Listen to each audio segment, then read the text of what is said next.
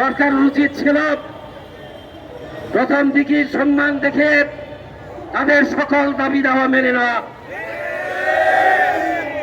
এ সরকার বৈষম্যমূলক সরকার, বৈষম্যের দাবি তুলে জুলাই বিপ্লবের মধ্যে দিয়ে এই সরকার আমরা আশা করেছিলাম সমাজের সকল প্রকার বৈষম্য দূরীভূত হবে।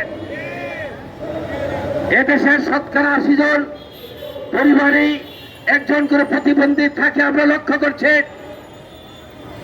কেউ বুদ্ধি প্রতিবন্ধী, শারীরিক প্রতিবন্ধী এবং বাক প্রতিবন্ধী প্রত্যেকটা ফ্যামিলিতেই আছেন, অধিকাংশ ফ্যামিলিতে আছেন।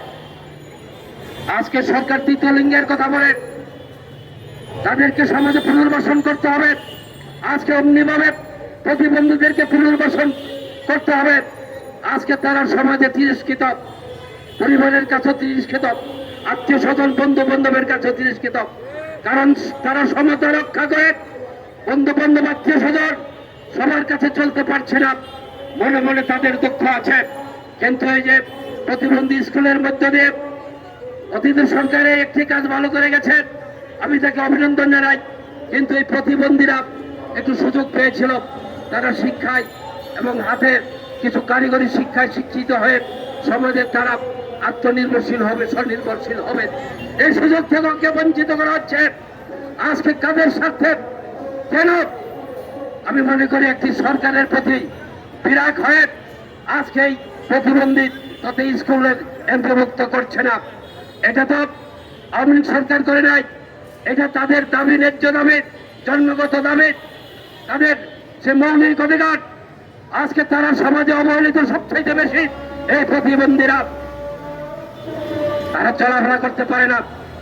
আজকে অনেক প্রতিবন্ধী মিটে গেছে, বিড়ি শ্রমিকে যোগদান করে তাদের জীবন জীবিকা নির্বাহ করছে, সে বিড়ি আজকে উঠিয়ে যাচ্ছে। আজকে অনেক শ্রেণীর রাজনীতি চলছে, শ্রেণীভিত্তিক রাজনীতি চলছে। আজকে গণতন্ত্র এগিয়ে দাঁড়া, আজকে টাকার বিনিময়ে আজকে গণতন্ত্র বেঁচে নিয়ে হচ্ছে।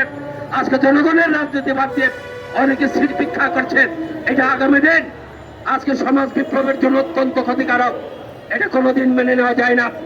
আজকে আমরা চাই দেশে এমন একটি সরকার প্রতিষ্ঠিত হোক যারা প্রতিবন্ধী সহ সমাজের অবহেলিত বঞ্চিত মানুষ, খেটে খাওয়া মানুষের অধিকার আদায় করবে, প্রতিষ্ঠা করবে।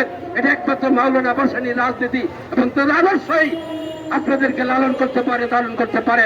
আমি মাওলানা ভাসানীর একজন উত্তরসূরি হিসাবে যখন আমি দেখতে পাই আপনারা বেশ কয়েকদিন যাবৎ রাস্তায় এমনি ভাবে অবস্থান করছেন, আজকে আমি আপনাদের প্রতি সেই সংহতি জানাতে এসেছি, আপনাদের দাবির প্রতি আজকে একাত্মতা ঘোষণা করতে এসেছি। আজকে যখন এই স্কুলের মধ্যে দিয়ে শিক্ষকরা আপনাদেরকে স্বনির্ভর করে তুলছেন, শিক্ষিত করে তুলছেন, আপনাদের মনের মাঝে যে দুঃখ বেদনা রয়েছে এগুলি গুছাবার চেষ্টা করছেন, ঠিক সেই সময় আজকে এই বর্তমান অন্তর্বর্তীকালীন সরকার যিনি বৈষম্যের বিরোধীর কথা বলে ক্ষমতায় এসেছে, একটি বিপ্লবের মধ্য দিয়ে এই সরকারের উচিত ছিল প্রথমে আপনাদের প্রতি, এই স্কুলের প্রতি সম্মান দেখে, শিক্ষকদের প্রতি সম্মান দেখে আজকে আপনাদের সকল দাবি মেনে নেওয়া। কারণ আপনারা তো মারামারি করতে পারেন না, আগুন লাগাতে পারেন না, গাড়ি ভাঙচুর করতে পারেন না। আপনারা কেউ শারীরিক প্রতিবন্ধী, বুদ্ধি প্রতিবন্ধী, আজকে উচিত ছিল আজকে যে তারা শান্তিপূর্ণভাবে যে অবস্থান কর্মসূচি এখানে গ্রহণ করেছে তার প্রতি স্বাগত জানানো, অভিনন্দন জানানো, সেই তাদের প্রতি শ্রদ্ধাশীল হয়ে তাদের যেই দাবি, মৌলিক অধিকারের যে দাবি, বেঁচে থাকার যে দাবি, আত্মনির্ভরশীল হওয়ার যে দাবি, শিক্ষিত হওয়ার যে দাবি, স্বনির্ভর হওয়ার যে দাবি, এই দাবির প্রতি একাত্মতা ঘোষণা করা।